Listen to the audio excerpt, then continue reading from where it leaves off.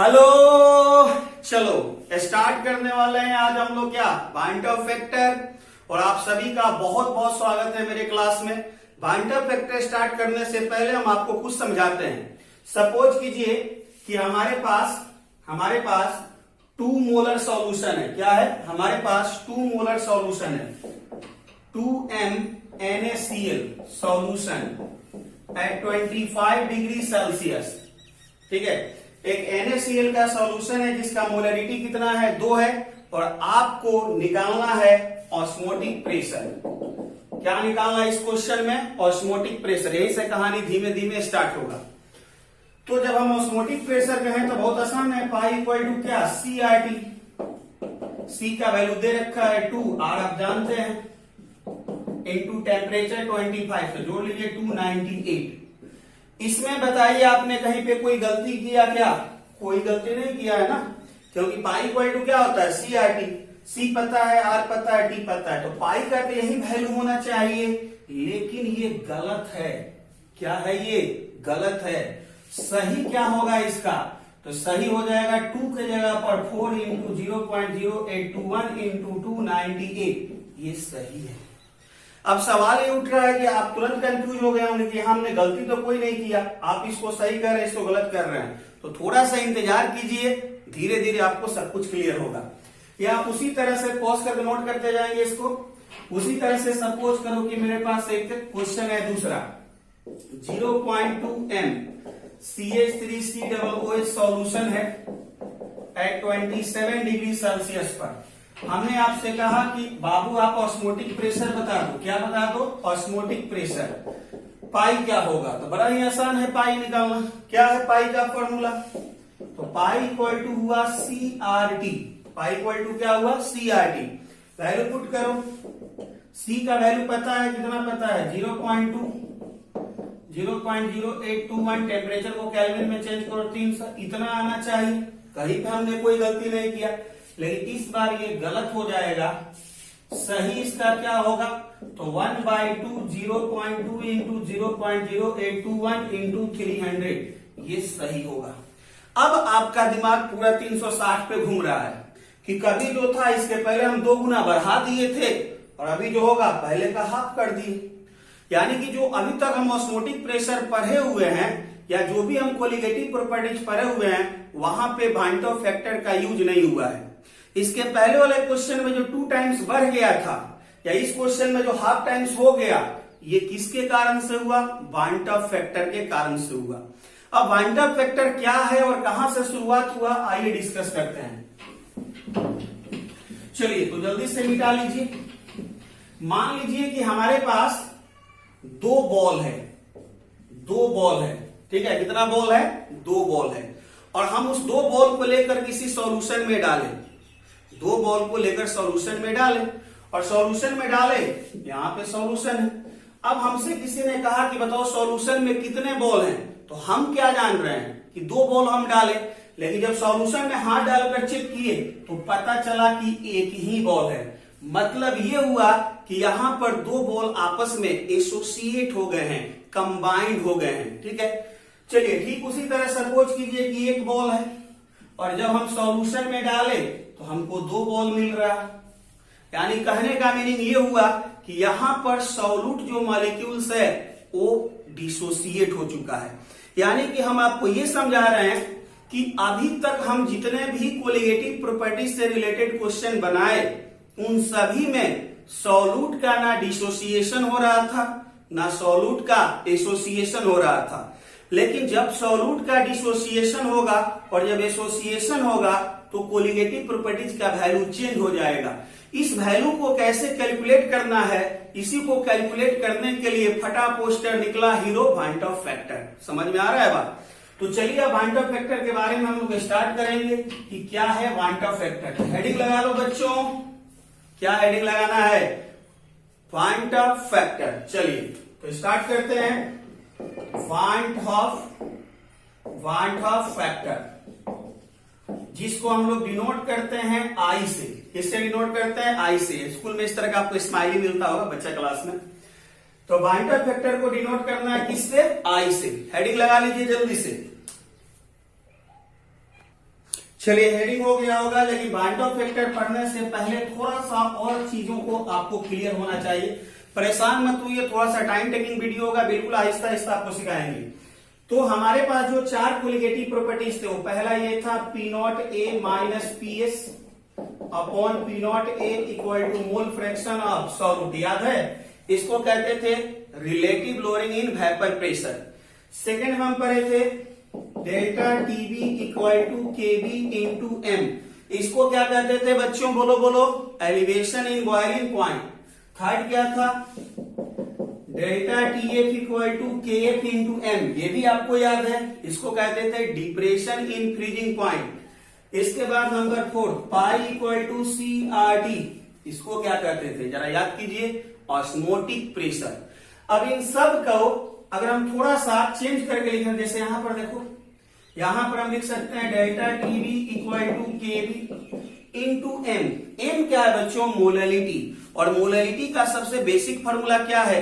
Mole of solute by mass of solvent in KG. तो हम लिख सकते हैं मोल ऑफ सॉल्यूट अपॉन मास किसका? सॉल्वेंट का, किसमें? केजी में। चलो बहुत बढ़िया। यहां पर भी अगर थोड़ा सा चेंज करके लिखें तो delta T F equal to k f into m. M फिर से क्या है? Molality, mole of solute upon mass of solvent. चलो ठीक है, समझ में आ रहा है सब कुछ। ये भी किसमें है? केजी में। और इसके बाद पाई, तो पाई को अगर हम लिखें तो पाई इक्वल टू है सी आर टी। सी के बारे में पता है, मोलैरिटी, और मोलैरिटी का basic formula mole of solute upon volume of solution in litre. Mole of solute upon volume of solution, किसमें? लीटर में। ये सब कुछ क्लियर है, इनटू आर डी। अब ये सारा चीज हम लिखे क्यों? जरा ध्यान से देखो। तो देखो यहां पर जो डेल्टा टीबी है वो डायरेक्टली प्रोपोर्शनल है किसके? मोल ऑफ सॉल्यूट के। जो डेल्टा टीएफ है ये डायरेक्टली प्रोपोर्शनल है किसके? मोल ऑफ सॉल्यूट के। समझ पा रहे हो क्या समझा रहे हैं? जो पाई है वो डायरेक्टली प्रोपोर्शनल है किसके? मोल ऑफ सॉल्यूट के। है ना कमाल का चीज, कि जो भी हमारे कोलिगेटिव प्रॉपर्टीज मिल रहे हैं वो सॉल्यूट के मोल के डायरेक्टली प्रोपोर्शनल है। इतना क्लियर? कुछ सोच रहा होगा इसको तो दिखाए नहीं, चलो इसको भी दिखा देते हैं। यहां पर हम लोग क्या लिखते थे? एक्स ऑफ सॉल्यूट की जगह पर क्या लिखते थे, याद है? तो एक्स ऑफ सॉल्यूट की जगह पर लिखते थे मोल of solute upon mole of solute plus mole of solvent. याद है आपको? तो आप तो बोलेंगे नीचे तो यहां सॉल्वेंट भी है और सॉल्यूट भी है, लेकिन जितना भी कोलिगेटिव प्रॉपर्टीज है वो डिस्कस होता है डाइल्यूटेड सॉल्यूशन के लिए। किसके लिए बच्चों? डाइल्यूटेड सॉल्यूशन के लिए। और जब हम डाइल्यूटेड सॉल्यूशन कहते हैं तो सॉल्वेंट बहुत लार्ज अमाउंट है वहां और सॉल्यूट का बहुत लेस अमाउंट है। यानी हम आपको ये समझा रहे हैं यहां पे कि जो मोल ऑफ सॉल्वेंट है वो बहुत बहुत ज्यादा है किसके? मोल ऑफ सॉल्यूट के। अब इसका मीनिंग क्या हुआ? तो अगर हमारा सॉल्वेंट बहुत बड़ा है तो सॉल्यूट को उसमें ऐड करो या नहीं करो कोई विशेष फर्क पड़ने वाला बात नहीं होगा। इसलिए यहां से तुम क्या लिख सकते हो? P not a minus P S upon P not a, और यहां पर equal to mole of solute upon, ये तो हम दोनों को जोड़कर मान लिए कि किसके बराबर है? सॉल्वेंट के बराबर, मोल ऑफ सॉल्वेंट।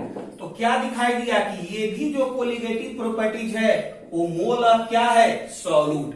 तो ओवरऑल हमने क्या सीखा कि all 4 colligative properties are directly proportional to mole of solute. और अगर हम मोल ऑफ सॉल्यूट को मोल ऑफ पार्टिकल्स कहें तो कोई दिक्कत है क्या? मोल ऑफ सॉल्यूट को mole of particles of solute कहें तो कोई दिक्कत है क्या? क्योंकि एक मोल में पार्टिकल्स का संख्या फिक्स है। कितना होता है? 6.023 इंटू 10 पर पावर 23। तो अगर हम 2 मोल्स कहें तो 2 से मल्टीप्लाई कर दो उसमें, 5 मोल्स कहें तो 5 से मल्टीप्लाई कर दो इसमें। कहने का मीनिंग ये है हमारा कि अगर नंबर ऑफ मोल बढ़ेगा तो नंबर ऑफ पार्टिकल्स भी बढ़ेगा, नंबर ऑफ मोल्स बढ़ेगा तो नंबर ऑफ पार्टिकल्स भी बढ़ेगा। और अब तुम याद करो डेफिनेशन ऑफ कोलिगेटिव प्रॉपर्टीज हमने क्या सिखाया था कि colligative properties depend upon number of solute particles, it do not depend upon nature of solute particles. और हम यहां पे इस बात को अब प्रूव कर चुके हैं, हम इस बात को प्रूव कर चुके हैं कि चारों के चारों कोलिगेटिव प्रॉपर्टीज किसके डायरेक्टली हैं, मोल ऑफ सॉल्यूट, यानी कि number of particles of solute. Clear हो गया? पॉज करके नोट करेंगे जल्दी से। चलो जी, इतना तो आप समझ गए हैं। और क्या समझे अभी तक कि colligative properties directly proportional number of moles, या इसी को क्या कह सकते हैं, पार्टिकल्स ऑफ सॉल्यूट। बोलो बात समझ में आ रहा है? क्योंकि मोल बढ़ेगा तो पार्टिकल्स भी बढ़ेगा, क्योंकि 1 मोल इक्वल टू क्या होता है, 6.023 into 10⁻23 पार्टिकल्स, इतना पार्टिकल्स होता है। चलो समझ में आ रहा है बात? 1 मोल में वैसे इतना पार्टिकल्स है, तो 2 मोल में होगा तो 2 से गुना कर दो, 5 मोल में होगा तो इसमें 5 से गुना कर दो। चलो ये क्लियर हो चुका है कि कोलिगेटिव प्रॉपर्टीज डायरेक्टली प्रोपोर्शनल होता है number of moles of particles. इसीलिए हम कहे थे कि देखो पहले 1 बॉल है और जब सॉल्यूशन में गया तो 2 बॉल हो गया। इसका मतलब कि पहले कितना मोल था, 1 मोल, और अब कितना मोल हो गया, 1 कितना, 2 मोल, यानी कि पार्टिकल्स का संख्या बढ़ गया ना। और पार्टिकल्स का संख्या बढ़ गया तो कोलिगेटिव प्रॉपर्टीज बढ़ जाएगा। कितना बढ़ेगा, तो जितना गुना उसका मोल बढ़ेगा। कितना बढ़ेगा कोलिगेटिव प्रॉपर्टीज, तो जितना गुना उसका मोल बढ़ेगा या घटेगा आफ्टर डिसोसिएशन या एसोसिएशन। जैसे कि दूसरा देखो, पहले इस तरह से था और अब इस तरह से हो गया, यानी कि पहले जो था 1 और 1 2 मोल्स था, 2 अलग अलग था, 2 मोल्स था, लेकिन अब दोनों एक साथ जुड़ गया तो अब कितना मोल हो गया, 1 मोल, यानी पहले का क्या हो गया, हाफ। तो कोलिगेटिव प्रॉपर्टीज क्या हो जाएगा, हाफ हो जाएगा। क्लियर हो गया बात? चलो ठीक है, अब इसको मिटाते हैं और आगे बढ़ते हैं। इस टर्म को जरूर ध्यान रखिएगा, पीछे वाला तो आप नोट कर ही चुके होंगे। अब हम बात करने वाले हैं कि व्हाट इज द बाइंटर फैक्टर। तो देखो बाइंटर फैक्टर बहुत छोटा सा क्यूट सा है, लेकिन बड़ा ही कमाल का चीज है। ये बहुत सारे क्वेश्चन आपको बना कर देता है बोर्ड और कंपेटिटिव एग्जाम में। तो बाइंटर फैक्टर को अब हम डिफाइन करेंगे, क्या होता है ये, तो number of moles of solute, number of moles of solute after association, या आप लिख सकते हैं dissociation. Number of moles of solute after association और dissociation. Total number of moles of solute after association और dissociation upon total number of moles of solute before association या dissociation. चलो समझ में आया बात? हम इसी को क्या कहते हैं, बाइंटर फैक्टर। इसके बाद भी 2 और तरीके से डिफाइन होगा, लेकिन हम आगे इसको देखेंगे। पहले इस बात को समझो कि बाइंटर फैक्टर क्या है। तो total number of moles of solute after association और dissociation upon total number of moles of solute before association और डिसोसिएशन। क्लियर हो गया बात? पॉज करें, पॉज करके नोट करें जल्दी से। चलो बच्चों, बाइंटर फैक्टर नोट कर लिया आपने। अब हम इसका एप्लीकेशन सीखने वाले हैं कि कैसे यूज होगा। तो आइए देखते हैं। सबसे पहले देखो कि जो बाइंटर फैक्टर है आई, उसका 3 वैल्यू होगा। बाइंटर फैक्टर का कितना वैल्यू होगा, 3 वैल्यू। अगर सपोज करो कि मॉलिक्यूल्स का एसोसिएशन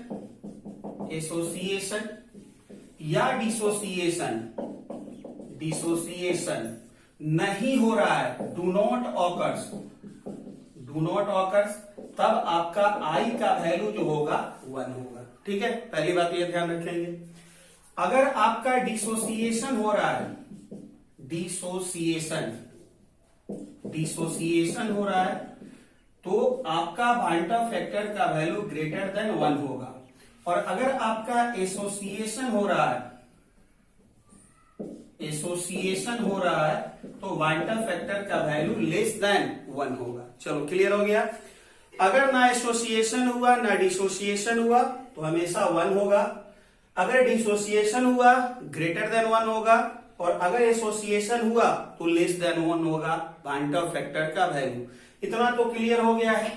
अब किसका किसका एसोसिएशन या डिसोसिएशन नहीं होगा ये समझना आपके लिए बहुत जरूरी है। सभी को बिल्कुल नोट करते जाइएगा जितना आपको बता रहे हैं। तो अगर हमारे पास सपोज कीजिए कि यूरिया है, हमारे पास ग्लूकोज है, हमारे पास फ्रुक्टोज है, हमारे पास शुगर है, या इसी को कहते हैं कैन शुगर। ये प्राय कॉमन हमारे ऐसे सॉल्यूट हैं बच्चों जिनका ना एसोसिएशन होता है ना डिसोसिएशन होता है।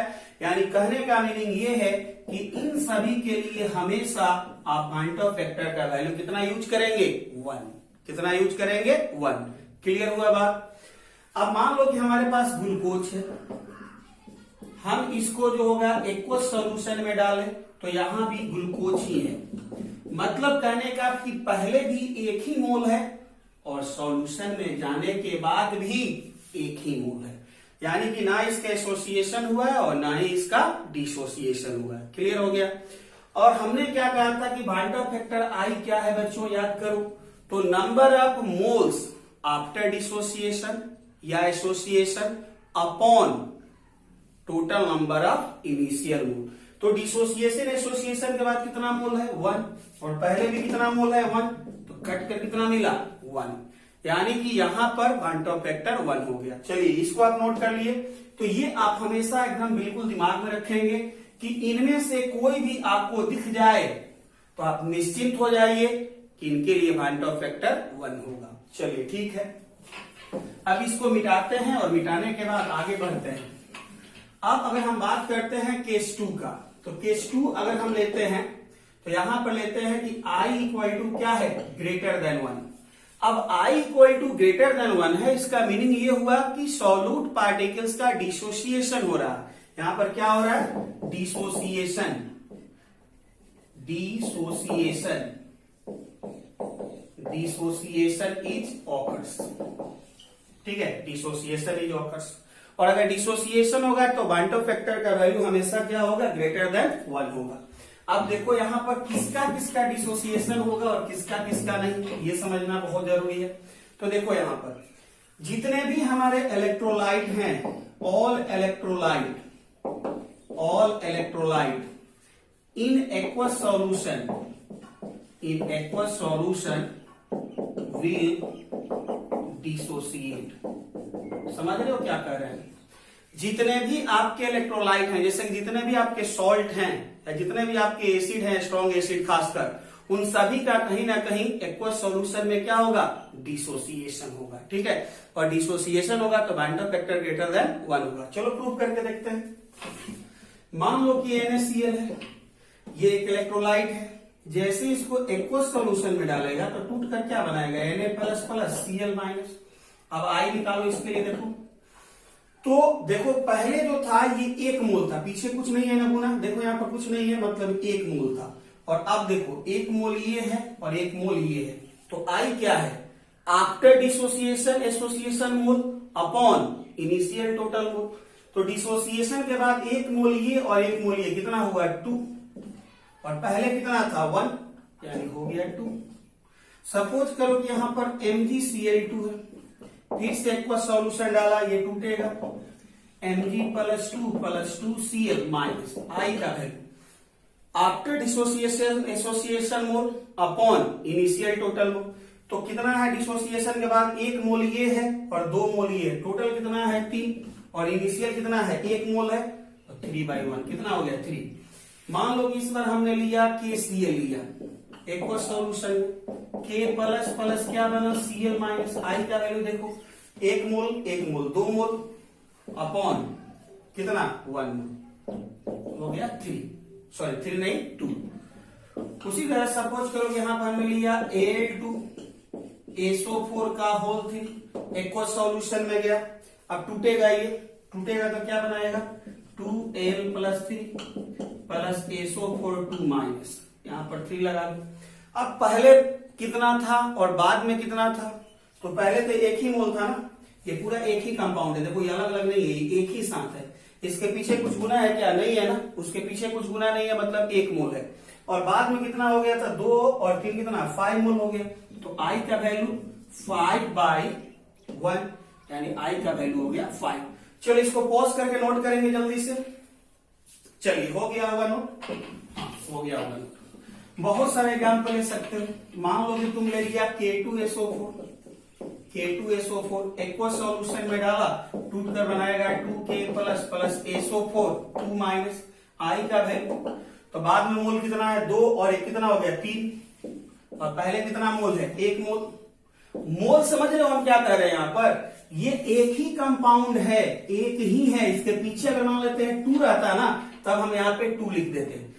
यहां पर सपोज करो 5 रहता, तब हम यहाँ पे 5 लिख देते हैं। लेकिन यहाँ पर कुछ नहीं है बच्चों, मतलब केवल 1 मोल है। और बाद में कितना है? 2 और 1 3। तो कहने का मतलब ये है कि total mole after dissociation association upon initial. तो total mole after dissociation association 2 + 1 कितना? 3। और इनिशियल कितना है? 1। इस तरह से हुआ। उसी तरह सपोज करो एक और है, मान लो कि K4 ApCN6 एक्वा सॉल्यूशन में डाले, ये बनाएगा आपका 4K प्लस ApCN6 और यहां पे हो जाएगा 4 माइनस। यहां पर आई का वैल्यू देखो, तो total mole after dissociation association 4 + 1 कितना? 5। और इनिशियल कितना है? 1। तो 1, यानी आई का वैल्यू कितना हो गया? 5। लेकिन सबसे मजेदार बात जानते हैं क्या है? तो सबसे मजेदार बात यह है कि ये सब तभी तक वैलिड होगा जब डिसोसिएशन हम मान लें 100% हो रहा है। यानी कि ये सभी जो हम आई का वैल्यू निकाले, ये तभी पॉसिबल होगा जब हम ये मानकर चलें कि डिसोसिएशन या इसी को आयोनाइजेशन कहते हैं 100% हो रहा हो। अगर मान लेते हैं कि डिसोसिएशन 90% हो रहा है, 95% हो रहा है, 80% हो रहा है, यानी कि 100 से कम हो रहा है, तब आई का वैल्यू कैसे निकलेगा? आइए आपको सिखाते हैं। बुक वगैरह में उसके लिए कुछ फार्मूला दिया हुआ है, लेकिन उस फार्मूला को आपको रटना नहीं है, क्योंकि रटेंगे तो क्वेश्चन बनाने में मजा नहीं आएगा, फीलिंग नहीं आएगा। तो हम चाह रहे हैं कि आपके दिलो दिमाग में पूरी तरह से जो होगा समझ जाए कि किस तरह से इसका यूज करना है। तो चलिए, अगर मान लेते हैं कि डिसोसिएशन या एसोसिएशन 100% नहीं हो रहा है, तब क्या करेंगे? तो आइए देखते हैं। सपोज डिसोसिएशन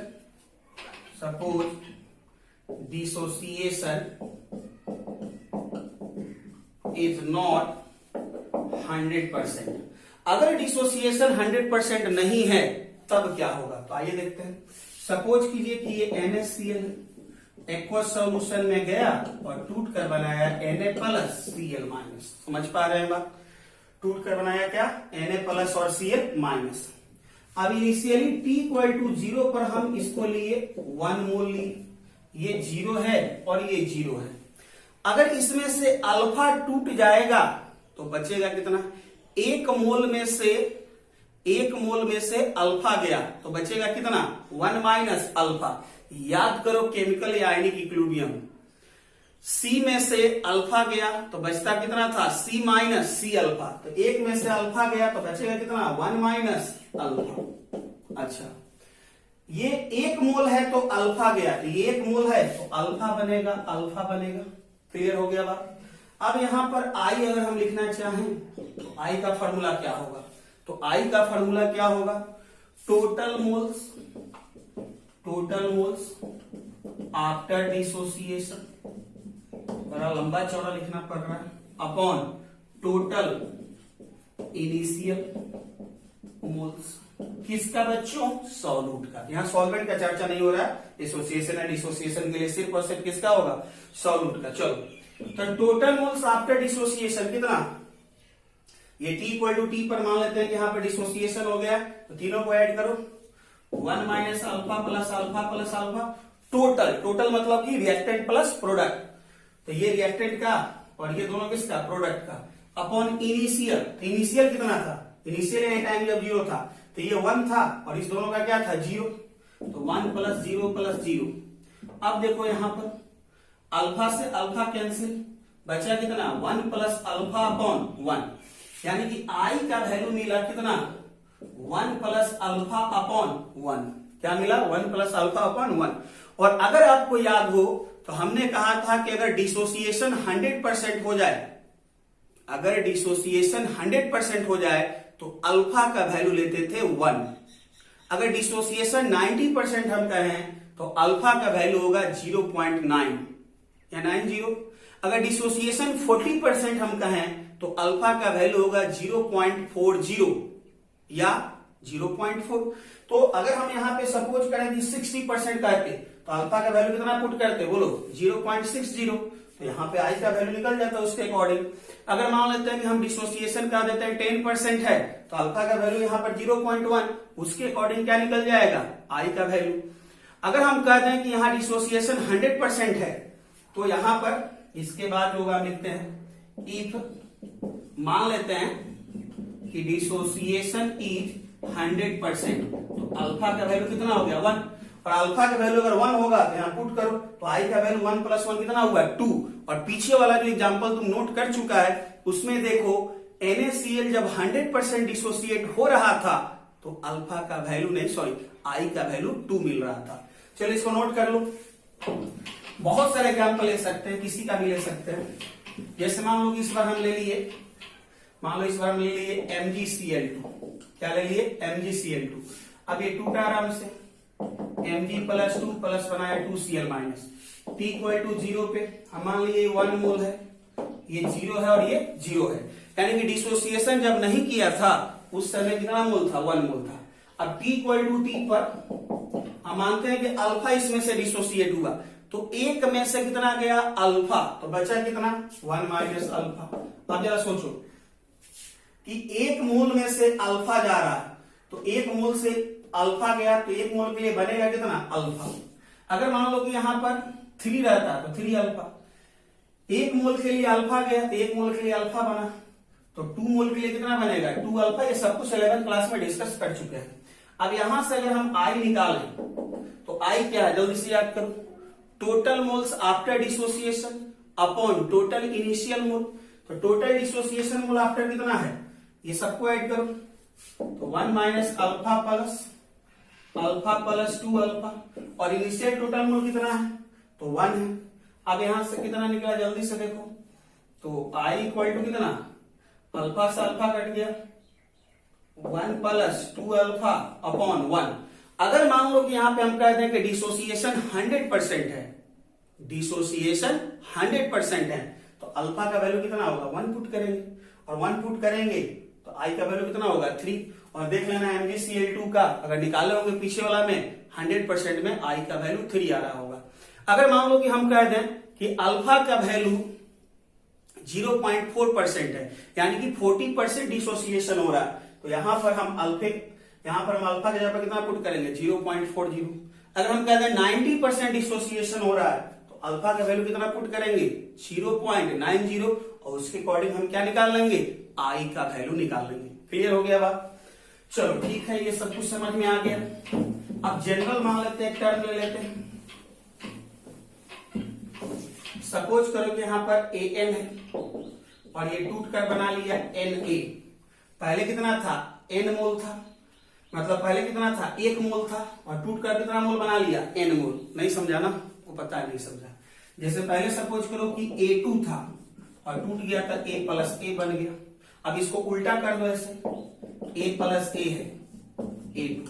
देखो पहले 1 मोल था, 1 मोल, 2 मोल था, अब कितना मोल है 1 मोल है। उसी तरह से उल्टा, पहले देखो कितना मोल है 1 मोल। देखो ये मोल नहीं है बहुआ, आगे जो मल्टीप्लाई है ना, इधर जो मल्टीप्लाई रहेगा राइट साइड वो मोल नहीं है, लेफ्ट साइड वाला मोल होगा। इस बात को समझना। तो यहाँ कुछ नहीं है, मतलब कितना मोल है 1 मोल। लेकिन अब देखो यहाँ कितना मोल 1 मोल, और यहाँ भी कितना 1 मोल, तो 1 को कितना हो गया 2 मोल।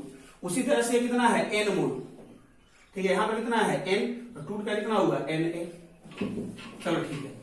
अब T इक्वल टू 0 पे, T इक्वल टू 0 पे अगर मान लेते हैं कि यहाँ पर 1 है, ये 0 है, तो T इक्वल टू T पे याद करो, एक में से कितना गया अल्फा, तो बचा कितना 1 माइनस अल्फा।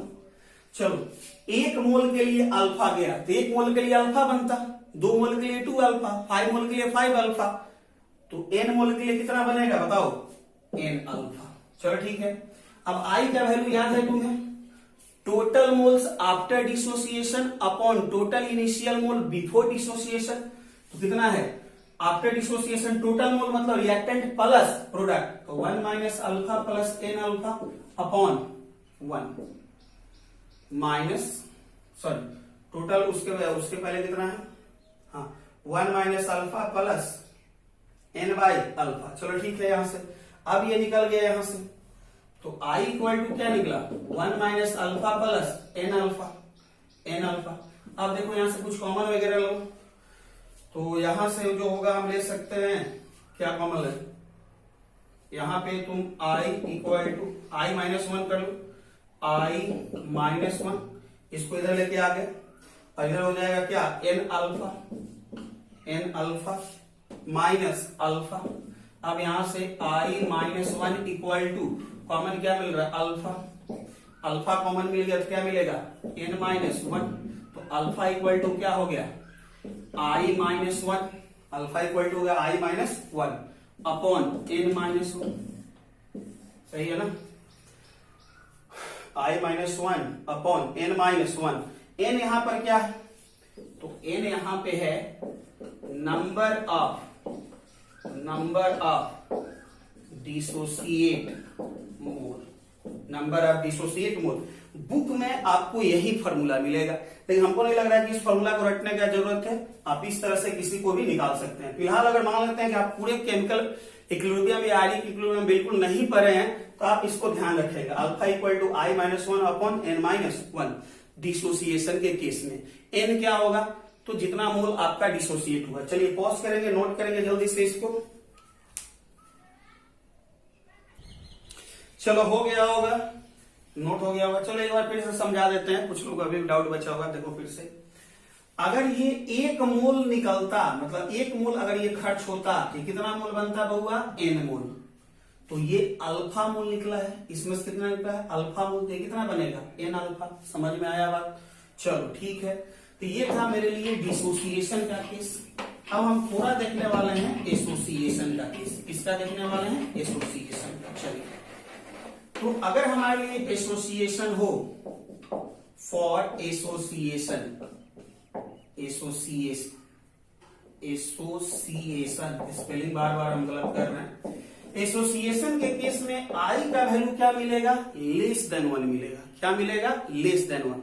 अब देखो यहां पे हमारे पास जो होंगे 3 बहुत ही फेमस एग्जांपल होंगे, बहुत ज्यादा इंपॉर्टेंट, HCOOH, CH3COOH या आपके C6H5COOH। ठीक है, इन सब का एसोसिएशन होता है। क्या होता है, एसोसिएशन होता है। किसमें, एसोसिएशन होता है किसमें बताओ, अगर ये सब प्रेजेंट हो इन बेंजीन, वाटर में नहीं, ध्यान रखना बहुआ। अगर सपोज करें हो कि हम कह दें कि ये वाटर में है, एसोसिएशन नहीं होगा। ये वाटर में है, एसोसिएशन नहीं होगा। ये वाटर में है, एसोसिएशन नहीं होगा। इन सभी का जो एसोसिएशन होगा वो सिर्फ और सिर्फ किसमें होगा, बेंजीन में। तो लिख दिए हैं, in benzene above solute are associated। पहले तो ये समझो।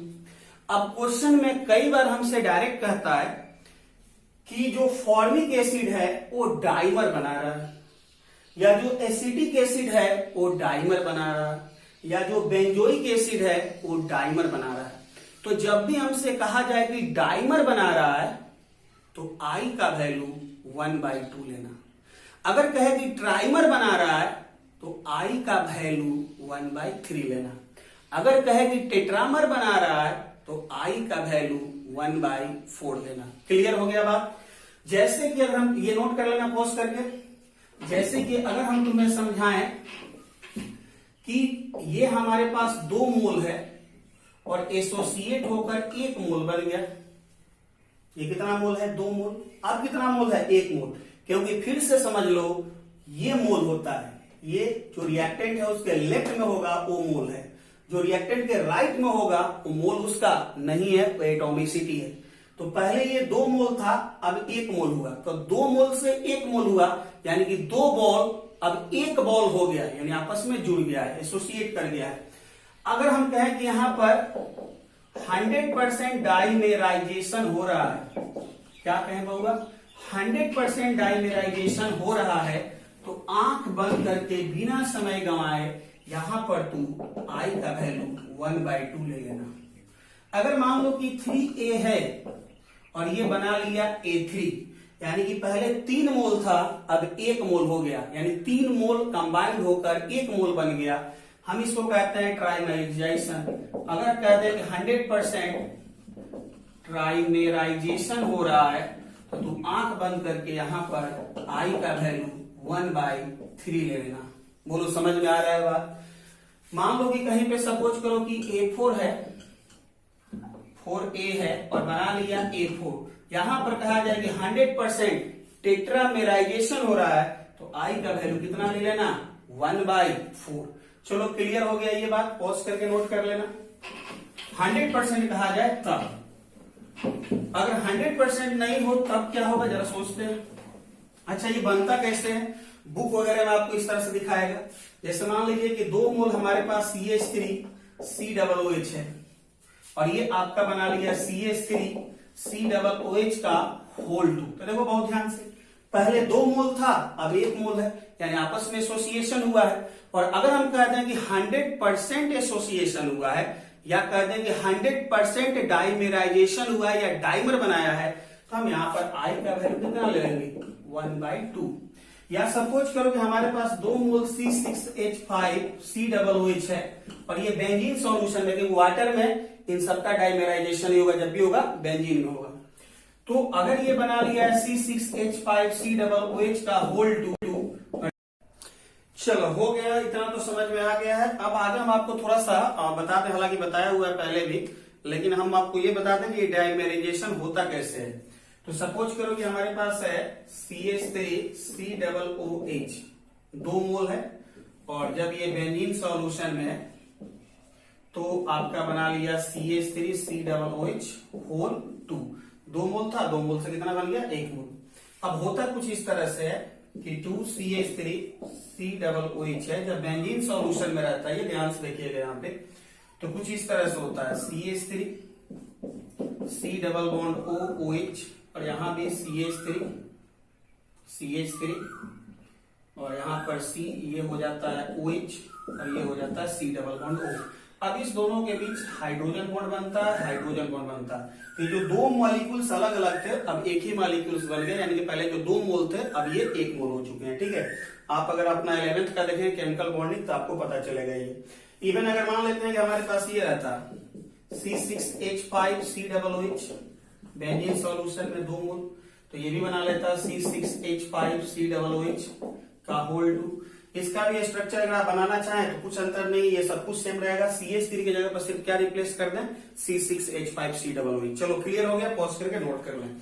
हमने ये दिखाया कि डाइमेराइजेशन होता कैसे है, तो हाइड्रोजन बॉन्ड के हेल्प से। कौन सा, इंटरमॉलिक्यूलर हाइड्रोजन बॉन्ड। चलिए ठीक है, इतने के बाद अगर आपको एसोसिएशन अगर 100% नहीं हो तब कैसे निकालेंगे, आइए समझाते हैं। तो सपोज कीजिए कि ये 2 मोल है, 1 मोल बन गया, 2 मोल से कितना बन गया, 1 मोल। अब T=0 पे ये 1 मोल था, ये 0 था। अब T=T पे मान लीजिए कि इसका एसोसिएशन कंप्लीट हो रहा है, जितना करना था 10%, 20%, 40%, 80%। T=T पे जितना एसोसिएट करना था वो कर चुका है। अब ध्यान से देखो, जब ये 2 मोल खर्च होगा तो ये 1 मोल बनेगा, तो इसमें से हम अल्फा अगर निकालें तो ये कितना बनेगा, α/2। बोलो समझ में आ रहा है। अगर ये 2 खर्च होगा तो ये 1 बनेगा, तो यहां से अल्फा निकला तो कितना बनेगा, α/2। ठीक है, तो यहां से अगर हम I लिखें तो I क्या है, टोटल मोल्स आफ्टर डिसोसिएशन 1 या एसोसिएशन प्लस α/2 अपन इनिशियल कितना देख लो 1। यहां से I= तुम्हें क्या मिला, जल्दी से देखो, I= क्या मिला, 1 - α/2। चलो क्लियर हो गया। अब देखो अगर हम कहें कि 100% एसोसिएशन हुआ तो अल्फा का वैल्यू 1, 100% डिसोसिएशन हो या एसोसिएशन हो, अल्फा का वैल्यू कितना होता है 1। तो अगर हम कहें कि ये डाइमेराइजेशन हो रहा है 100%, तो अल्फा 1 पुट करो, और अल्फा 1 पुट करेगा तो यहाँ पे 1/2 एंड 1 - 1/2, आई का वैल्यू कितना मिला 1/2। और देखो पीछे हम लोग प्रूव कर चुके हैं, क्या हम लोग कह चुके हैं कि अगर 100% डाइमेराइजेशन होता था तो अल्फा का वैल्यू कितना 1/2। अब क्वेश्चन पे डिपेंड करेगा, कह दिया कि 40% हो रहा है डाइमेराइजेशन, अल्फा का वैल्यू 0.40, 80% हो रहा है तो 0.80। मान लो इसी तरह से सपोज करो यहाँ पर 3x है और ये बना लिया x3, समझ रहे हो। पहले कितना मोल है 3 मोल है, और अब तीनों मिलकर जुड़ गया आपस में, 1 मोल बदल गया, तो t = 0 पे ये मान लो 1 मोल है, ये 0 मोल है। अब t = t पे मान लेते हैं कि इसका जितना आपको एसोसिएट होना था हो चुका है। अब कितना एसोसिएट हुआ, कितना बचा, जरा सोचो। जब ये 3 मोल खर्च होता तो ये 1 मोल बनता, जब ये 3 खर्च होगा तो 1 बनेगा, ये बात ध्यान रखना। तो चलो ठीक है, इसमें से मान लेते हैं कि अल्फा खर्च हुआ, 1 में से अल्फा गया, ठीक है। तो ध्यान से देखो, जब ये 3 खर्च हो रहा है तो 1 बन रहा है, तो यहां से कितना निकल रहा है अल्फा, तो बनेगा कितना अल्फा/3। अब यहां से फिर से आई निकालना है, तो टोटल एसोसिएट मोल आफ्टर, तो 1 - अल्फा प्लस अल्फा/3 अपॉन कितना इनिशियल टोटल कितना है 1। चलो ये आई का वैल्यू हो गया, इस तरह से निकल जाएगा। चलो लेकिन बहुत सारा जो होगा वो होता है ना बुक वाला फॉर्मूला के लिए जो होगा परेशान होगा, तो आप उसको भी बता देते हैं बुक में क्या दिया हुआ है तुम्हारे लिए। चलो जल्दी से देखो बुक वाला फॉर्मूला। चलो तो यहाँ पे मान लो कि Na है और ये बना लिया An, यानी कि पहले ये n मोल था, एसोसिएट होकर 1 मोल बन गया। तो t = 0 पर देखो ये 1 मोल है, ये 0 है। अब t = t पे मान लेते हैं कि इसका एसोसिएशन हो रहा है, जितना होना है 10%, 100%, 20%, कुछ भी हो रहा है। तो यहां से हम मान लेते हैं कि अल्फा गया, 1 मोल में से कितना हमने भेजा अल्फा। अब जरा ध्यान सोचो कि जब ये n मोल खर्च होगा तो कितना बनेगा 1, तो कितना खर्च हो रहा है अल्फा, यहाँ पर कितना बनेगा अल्फा/n। याद करो यहाँ पर जब 2 होता था तो यहाँ क्या लिखते थे अल्फा/2, जब यहाँ 3 होता था तो क्या लिखते थे अल्फा/3, वही चीज है। अब यहाँ से आई का वैल्यू निकालो, तो आई का वैल्यू 1 - अल्फा प्लस अल्फा/n अपॉन कितना लिखेंगे 1, क्या लिखेंगे 1। अब जब ध्यान से देखो यहाँ पे जल्दी से, I = क्या मिल चुका है, तो I = मिल चुका है 1 - अल्फा प्लस अल्फा/n। अब जो होगा 1 को इधर भेजो, तो I - 1 = अल्फा/n माइनस अल्फा, तो I - 1 देखो यहां से कॉमन क्या आ जा रहा है अल्फा आ जा रहा है ना, तो अल्फा कॉमन ले लो, तो अल्फा कॉमन लिया तो क्या मिला 1/n माइनस 1, ठीक है। तो यहां से अल्फा = क्या हो गया I - 1 अपॉन 1/n माइनस 1। चलो ठीक है, ये हुआ जनरल केस। किसी के लिए भी n क्या होगा यहाँ पर, तो n होगा यहाँ पर number of associate mole, number of associate mole. इसको रटना नहीं है, इस तरह से आपको समझा तो दिए हैं, लेकिन फिर भी अगर आपको मन करे रटने का शौक है, रटने में ज्यादा मजा आता है तो रट सकते हो। ये मान लेते हैं कि 2 मोल का एसोसिएशन हो रहा है तो n का वैल्यू 2 पुट कर देना, 3 मोल का एसोसिएशन हो रहा है तो n का वैल्यू कितना पुट कर देना 3 पुट कर देना। चलो हो गया, इतना क्लियर हो गया। पॉज करो, नोट करो जल्दी से इसको फटाफट। चलो हो गया। अब अभी तक आपने वांटर फैक्टर का केवल एक तरीके से समझा एक्सप्लेनेशन, अब वांटर फैक्टर का रिलेशन हम आपको दूसरे तरीके से समझाने वाला है। जरा देखिए, हमने कहा था कि जो आपका कोलिगेटिव प्रॉपर्टीज है, जो आपका कोलिगेटिव प्रॉपर्टीज है वो डायरेक्टली प्रोपोर्शनल है किसके, number of moles of solute, या मोल्स के जगह पर हम यूज कर सकते हैं क्या पार्टिकल्स। चलो ठीक है, तो इसी तरह से अगर हमें वांटर फैक्टर लिखना पड़े दूसरे तरीके से तो हम लिख सकते हैं यहां पे हम लिख सकते हैं colligative properties observe upon colligative properties calculated. Observe कहने का मतलब यह हुआ जो रियल डाटा है, जो एक्सपेरिमेंटली आप प्राप्त कर रहे हैं। कैलकुलेटेड कहने का मतलब है जो आप फॉर्मूला से निकाल रहे हैं, ठीक है। अब यहां पर देखो ये जो होगा कैसे रिलेट हुआ, तो आई क्या है, तो आई क्या है नंबर ऑफ पार्टिकल्स है, नंबर ऑफ पार्टिकल्स जब बढ़ रहा है, नंबर ऑफ मोल्स बढ़ रहा है, तो कोलिगेटिव प्रॉपर्टीज बढ़ रहा है। तो यहां पर देखो डायरेक्टली प्रोपोर्शनल होगा। अब यहां से देखो अगर हम लिखें कोलिगेटिव प्रॉपर्टीज ऑब्जर्व्ड, हो जाएगा colligative properties calculated into I. ये बहुत ही ज्यादा इंपॉर्टेंट फॉर्मूला है, इसको ध्यान रखिएगा। तो ये सेकंड मिला आपके लिए आई का वैल्यू। आई क्या होगा? The ratio of colligative properties observed upon ratio of colligative properties calculated. अगर मान लीजिए आई का वैल्यू 1 आया, यानी कि ना एसोसिएशन हुआ ना डिसोसिएशन हुआ, तो ऑब्जर्व्ड कोलिगेटिव प्रॉपर्टीज इक्वल होगा किसके? कैलकुलेटेड के। और आई का वैल्यू ग्रेटर देन 1 या लेस देन 1 हुआ तो ऑब्जर्व्ड कोलिगेटिव प्रॉपर्टीज कैलकुलेटेड के इक्वल नहीं होगा। ऑब्जर्व्ड का मीनिंग है एक्सपेरिमेंटली, कैलकुलेटेड का मीनिंग है जो सिंपल हमारे पास फॉर्मूला है उससे निकालते हैं। पॉज करें, नोट करें जल्दी से। चलिए, नोट हो जाने के बाद अब इसका यूज क्या है, इसका एप्लीकेशन क्या है, जरा समझते हैं। कैसे क्वेश्चन में बनाना होगा, आइए देखते हैं। तो हमारे पास जो पहला कोलिगेटिव प्रॉपर्टी जो है P nought B minus P not a minus P S upon P not a equal to X A. ये जो हुआ ये हमारे लिए ऑब्जर्व्ड हुआ, और इधर वाला जो है ना ये हमारे लिए कैलकुलेटेड है। तभी फॉर्मूला क्या मिला है? Observed colligative property equal to calculated, मतलब calculated into van't factor i. उसी तरह से दूसरा क्या है? तो delta TB equal to KB into m. इधर वाला हमारे लिए क्या है? ऑब्जर्व, और इधर वाला क्या है? कैलकुलेटेड। तो इसमें किससे मल्टीप्लाई करना पड़ेगा? आई से। उसी तरह से delta T F equal to K into M into I, और उसी तरीके से pi equal to C R T into I. चलिए, इतना बात आपको मोटा मोटी समझ में आ चुका होगा।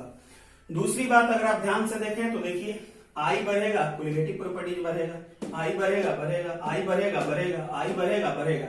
यानी कि जब भी वांटा फैक्टर का वैल्यू बढ़ेगा तो डिसोसिएशन होगा, और डिसोसिएशन होगा तो कोलिगेटिव प्रॉपर्टीज बढ़ेगा, क्योंकि नंबर ऑफ पार्टिकल्स बढ़ेगा।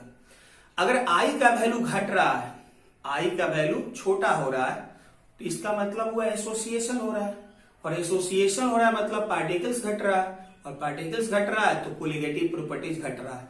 मतलब हम फाइनल यहां पर ये लिख रहे हैं कि आई जो होगा वो डायरेक्टली है किसके? कोलिगेटिव प्रॉपर्टीज के, और कोलिगेटिव प्रॉपर्टीज है किसके?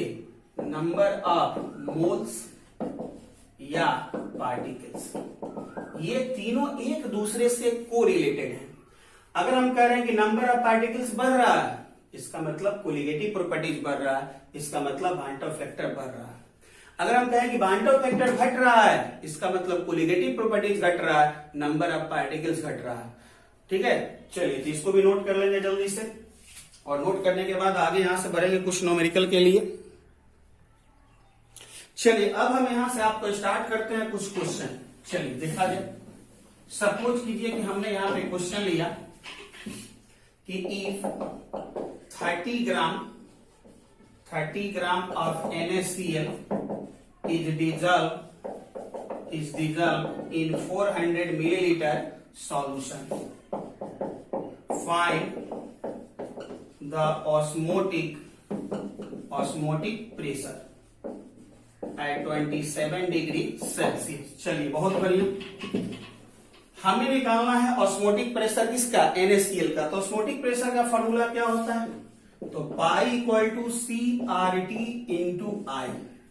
यानी कि आज से जितने भी कोलिगेटिव प्रॉपर्टीज हैं उन सब के राइट में आप क्या यूज करेंगे? आई। क्योंकि अभी तक आपको आई के बारे में जानकारी नहीं था, ठीक है, लेकिन वो हमेशा था, आपको नहीं पता था लेकिन वो था हमेशा। ठीक है, तो हमेशा आई का वैल्यू आप यूज करेंगे। अब आई का वैल्यू 1 है तो 1 पुट करेंगे, ग्रेटर देन 1 है तो ग्रेटर देन 1, लेस देन 1 है तो लेस देन 1। यहां पे कह रहा है कि सपोज NaCl इज 100% आयोनाइज। चलिए, ये क्वेश्चन है। तो पाई इक्वल टू क्या है? सी आर टी इंटू आई। या अगर ये लाइन नहीं भी दिया रहता कि NaCl इज 100% आयोनाइज, तो भी हम कंफर्म हो जाते कि यहां पर आई का कुछ ना कुछ वैल्यू होगा। ठीक है, चलिए ठीक है। अब pi equal to C R T. C क्या होता है? मोलरिटी। मोलरिटी कैसे निकालना है अब आपको बहुत बार हम समझा चुके हैं।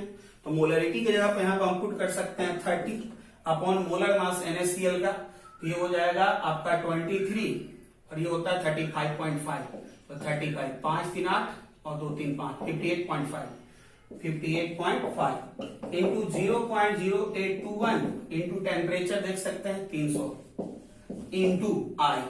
अब आई का वैल्यू क्या है, तो NaCl क्या होगा, क्या डिसोसिएट होगा या एसोसिएट होगा, कुछ भी नहीं होगा, तो NaCl डिसोसिएट होगा। ठीक है, यानी इलेक्ट्रोलाइट देखकर आपको तय करना पड़ेगा कि यहां पर डिसोसिएट होगा कि एसोसिएट होगा। तो अगर NaCl डिसोसिएट हो रहा है तो उसका कुछ ना कुछ क्वांटम फैक्टर का वैल्यू होगा।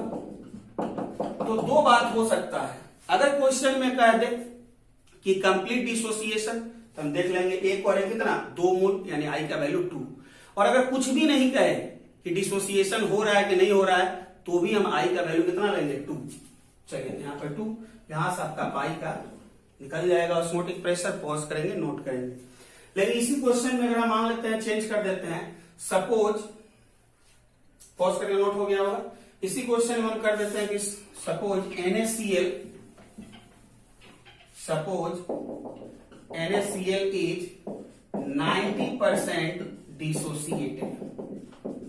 अब फॉर्मूला तो सेम है, ऑस्मोटिक प्रेशर निकालना है तो यही होगा pi equal to CRT into I. अब C तो यही रहेगा, R यही रहेगा, T यही रहेगा। क्या I अभी भी 2 होगा? नहीं। जब 100% डिसोसिएशन होगा तब 1 + 1 कितना 2 मोल होगा। अगर 100% डिसोसिएशन नहीं हो रहा है तब I कैसे निकालना है हम आपको सिखा चुके हैं। तब I कैसे निकलेगा याद कीजिए, इंटू आई यहां पर छोड़ देते हैं, याद कीजिए I निकालने का तरीका। तो NaCl था, इस तरह से टूट रहा था, Na++ Cl माइनस, अब यहां से 1 मोल, ये 0 ये 0, 1 minus alpha alpha alpha, i equal to क्या आया था, यहां पे लिखते बहुत लोग नहीं दिखाई देगा, आई इक्वल टू क्या आया था, तो सॉरी हाँ आई इक्वल टू क्या लिखे थे 1 minus alpha plus alpha upon 1। ये सब कुछ डिस्कस हो चुका है कैसे लिखे हैं। तो यहां से क्या मिला बताइए, 1 minus alpha plus alpha plus alpha, हाँ अब सही। तो आई इक्वल टू मिल गया 1 प्लस अल्फा। अब यहां से आई इक्वल टू कितना 1 प्लस, कह रहा है कितना परसेंट डिसोसिएट हो रहा है 90%। तो 90% का मतलब अल्फा का वैल्यू कितना 0.90 यानी 1.90। तो अब यहां पर जो आप आई का वैल्यू पुट करेंगे तो कितना पुट करेंगे बोलिए 1.90। तो पाई इक्वल टू क्या हो गया 30/58.5 इंटू 0.0821 इंटू 300 इंटू 1.90। यहां से पाई निकला, पॉज करेंगे नोट करेंगे जल्दी से। चलिए एक और क्वेश्चन लेते हैं। मान लीजिए यहां पर हमने लिया 30 gram of acetic acid is dissolve in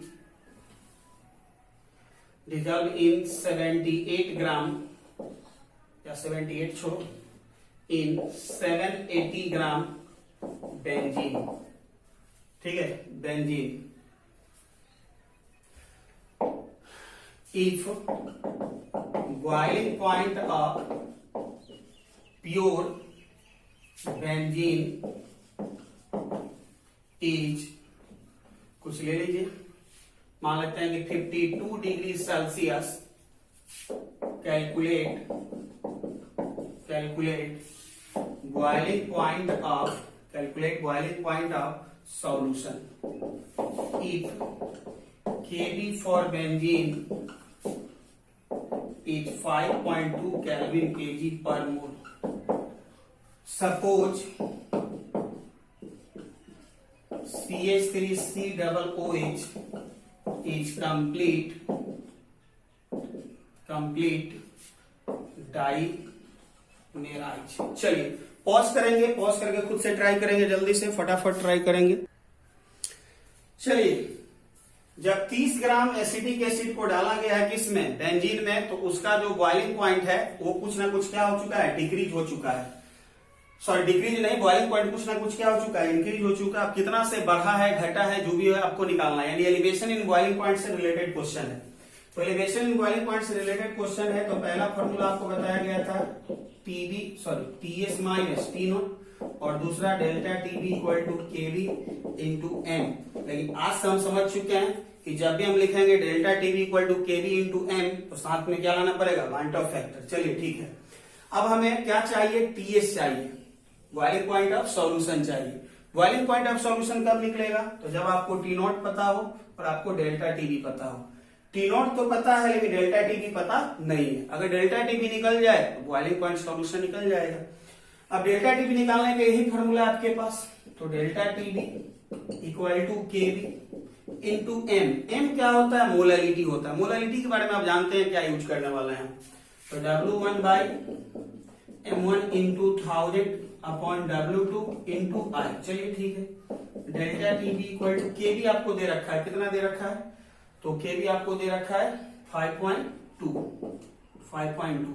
W1 solute का मास होता है, यही है सॉल्यूट, इसका मास है कितना 30। M1 मोलर मास, तो इसका मोलर मास कितना हो गया 60 into 1000 upon W2। W2 solvent का मास है, देखिए कि इसमें डाला गया है, इसमें डाला गया बेंजीन में, इसका मास है 780 ग्राम, 780 इंटू आई। आई आपके पास जानकारी नहीं है, लेकिन हमसे कहा गया है कि जो आपका एसिटिक एसिड है वो कंप्लीट डाइमेराइज हो रहा है। कंप्लीट जब भी डाइमेराइजेशन हमसे कहा जाए तो हम आई का वैल्यू 1/2 लेते हैं। कंप्लीट ट्राइमेराइजेशन कहा जाए तो आई का वैल्यू 1/3। टेट्रामेराइजेशन कहा जाए कंप्लीट तो आई का वैल्यू 1/4। चलिए यहाँ पे डाइमेराइजेशन की बात कर रहे हैं तो निकाल लीजिए, डेल्टा टीबी इक्वल टू क्या हो गया 5.2 इंटू 30/60 इंटू 1000 अपॉन 780 इंटू आई का वैल्यू कितना 1/2।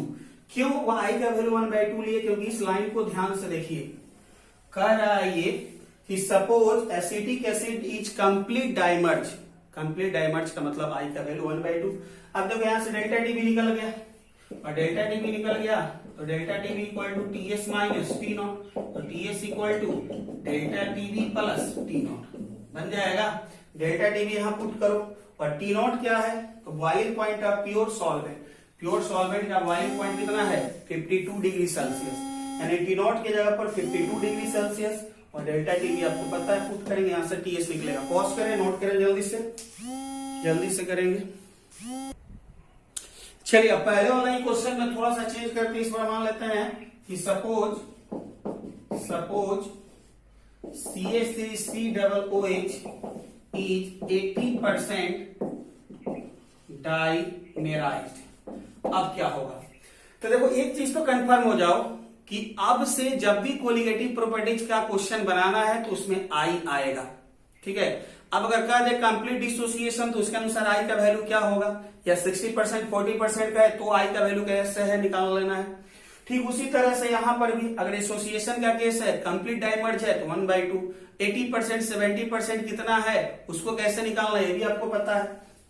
तो यहां से पहला फॉर्मूला आपको पता है, delta TB equal to TS minus T nought.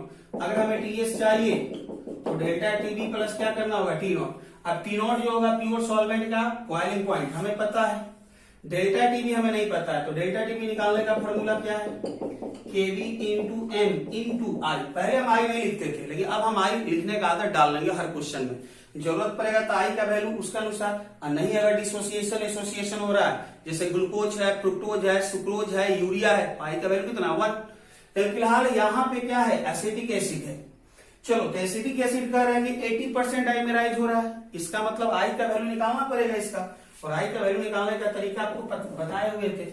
तो CH3COOH, यहाँ पे CH3COOH इक्वल टू 2 मोल था। अब सपोज करो यहाँ पर T इक्वल टू 0 पे 1 था, ये 0 था, T इक्वल टू T पे 1 माइनस अल्फा, ये कितना अल्फा/2, ये सब कुछ डिस्कस हो चुका है। तो I इक्वल टू यहाँ पर कितना हो जाएगा 1 माइनस अल्फा प्लस अल्फा/2 अपॉन 2, कितना सॉरी 2 नहीं, इनिशियल कितना मोल लिया 1 मोल है ना, इनिशियल कितना मोल है 1 अपॉन 1।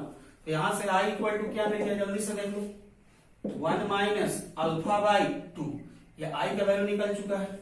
अब देखो आगे I इक्वल टू क्या 1 माइनस अल्फा, अल्फा क्या बताया था हमने, तो अल्फा क्या कितना परसेंट डाइमेराइज हो रहा है या एसोसिएट हो रहा है जो भी है, तो कितना परसेंट हो रहा है 80%। 80% का मतलब अल्फा का वैल्यू 0.80, तो 0.80/2, ठीक है। अब ये हो गया 0. कितना 40, और 0.40 1 में से घटाओ तो कितना हो जाएगा 0. आपका कितना हो जाएगा 60। ये हो जाएगा किसका आई का वैल्यू। अब यहाँ पे आई पुट कर सकते हो, डेल्टा टीबी इक्वल टू केबी का वैल्यू पता है, कितना पता है 5.2 इंटू मोलारिटी W1 सॉल्यूट का मास कितना है 30 upon M1 molar mass of solute कितना है 60 into 1000 upon W2 mass of solvent कितना 780 इंटू आई का वैल्यू कितना निकल चुका है 0.60। अब देखो डेल्टा टीबी यहां से निकल जाएगा, यहाँ पे पुट करो टीएस निकल जाएगा, क्योंकि डेल्टा टीबी यहां से निकाल कर यहाँ पुट करो, टी नॉट तुम्हें पता है क्या निकल जाएगा टीएस। चलो ठीक है। अब ये वीडियो जो होगा करीब करीब 1 घंटा का हो गया है, तो हम नहीं चाह रहे बहुत जो होगा बड़ा वीडियो बन जाए। अब हम आपको नेक्स्ट वीडियो में मिलेंगे, और नेक्स्ट वीडियो फिर से आपको लगभग 1 घंटे का होगा, जिसमें और बहुत सारे अलग अलग तरह के क्वेश्चन हम आपको बताएंगे, भांट ऑफ फैक्टर और कोलिगेटिव प्रॉपर्टीज का, और दूसरा एक और भांट ऑफ फैक्टर और मोलर मास ऑफ सॉल्यूट से रिलेटेड है, ठीक है। भांट ऑफ फैक्टर और मोलर मास ऑफ सॉल्यूट से रिलेटेड है क्वेश्चन, वो सब भी करेंगे। यानी कि अगला पूरा क्लास जो होगा कंप्लीट न्यूमेरिकल बेस्ड होगा। सो प्लीज ये जितना आज हम आपको दिए हैं उन सबको अच्छे से कंप्लीट कर लेंगे।